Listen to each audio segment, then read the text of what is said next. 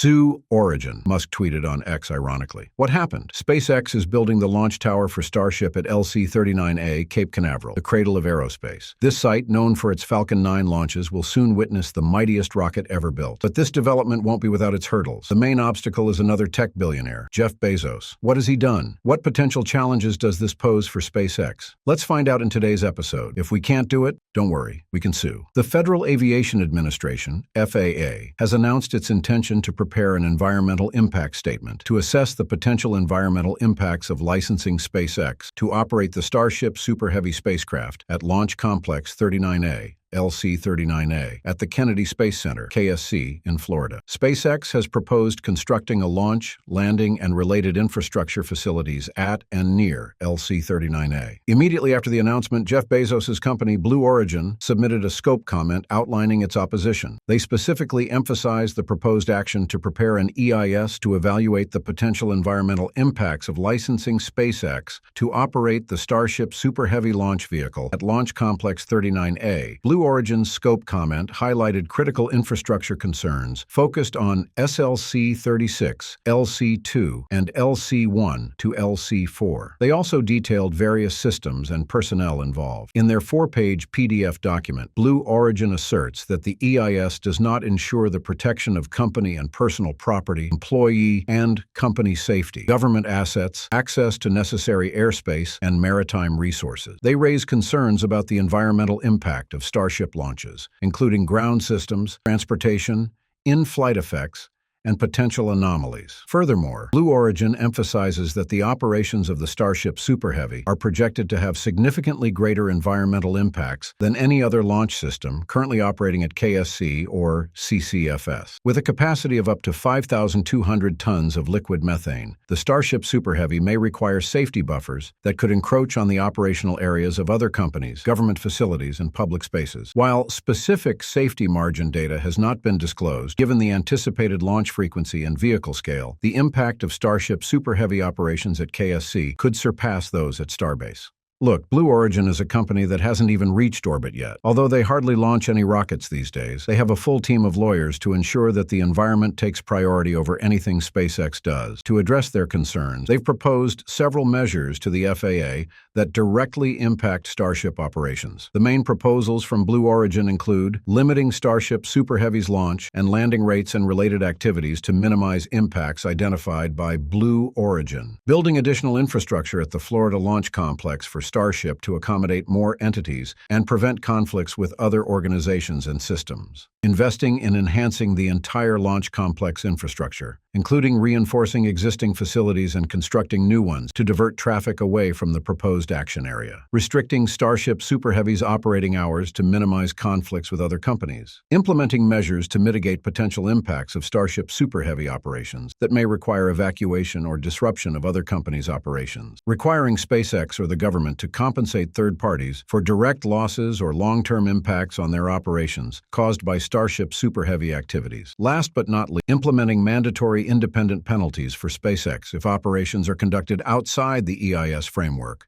or violate other regulations. They've presented multiple scenarios for the FAA to consider, all aimed at preventing or limiting Starship operations in Florida. Restricting the operations of SpaceX and Starship in Florida could pose significant risks. SpaceX has planned up to 44 Starship launches annually from KSC, including booster landings in the area. These launches serve numerous purposes. Therefore, limiting Starship operations in Florida would have serious and widespread consequences, especially for NASA's Artemis program. Starship plays a crucial role in the mission to return humans to the moon and beyond. Simply transporting fuel to orbit requires over 10 Starship launches. Each Artemis mission is estimated to need up to 16 Starship launches for refueling. Any delays could push back NASA's goal of landing on the moon by 2025. Additionally, SpaceX's Starshield program, aimed at providing national security satellite services, would also be heavily impacted. The Department of Defense and DARPA have shown significant interest in Starship's capability to rapidly deploy large-scale military satellites. A recent report indicates that Starship could deploy a global satellite constellation in just a few months, compared to several years with traditional launch vehicles. Furthermore, restricting Starship would affect NASA's space commercialization plans. Starship is expected to reduce the cost of transporting cargo to orbit to about $10 compared to the $500 cost of the Saturn V rocket. This could slow down the development of private space stations and other commercial missions. Finally, SpaceX's Mars exploration plans would be severely impacted. Starship is designed to transport up to 100 tons of cargo to the surface of Mars in a single launch. Restricting its operations could significantly delay the goal of establishing a human presence on the Red Planet in the 2030s. Not hard to realize, this is an attack attempt from Jeff Bezos aimed at hindering the development of Starship at the Kennedy Space Center. Blue Origin is attempting to advance by holding back their competitor. In response, Musk sarcastically referred to them on X as Sioux Origin. So, does BO's complaint have any chance of success? Let's analyze it a bit together. Clearly, BO is demonstrating that they are more proficient in legal procedures than rocket science. They claim that Starship Super Heavy could carry up to an unprecedented 5,200 tons of liquid methane for propulsion. In reality, Starship Super Heavy has a capacity of about 5,000 tons of fuel, of which only about 22% is liquid methane, with the rest being liquid oxygen. A basic mistake like this is enough to question the reliability of the entire document. This is the kind of error you'd expect from journalists, not serious aerospace companies. Moreover, the blast danger area at Boca Chica has a radius of less than 2 miles, and the exclusion zone for SpaceX personnel is only about 4 miles. At Cape Canaveral, Blue Origin's LC-36 launch pad is 10 miles away from LC-39A, and their factory is 7.8 miles away from LC-39A. All are outside the danger zone. This indicates that Blue Origin's concerns are unfounded. Blue Origin's complaint initially seems reasonable, but quickly becomes ridiculous as they express concerns about operational conflicts and infrastructure investment needs among space companies. In reality, this is completely absurd and unrelated to the EIS.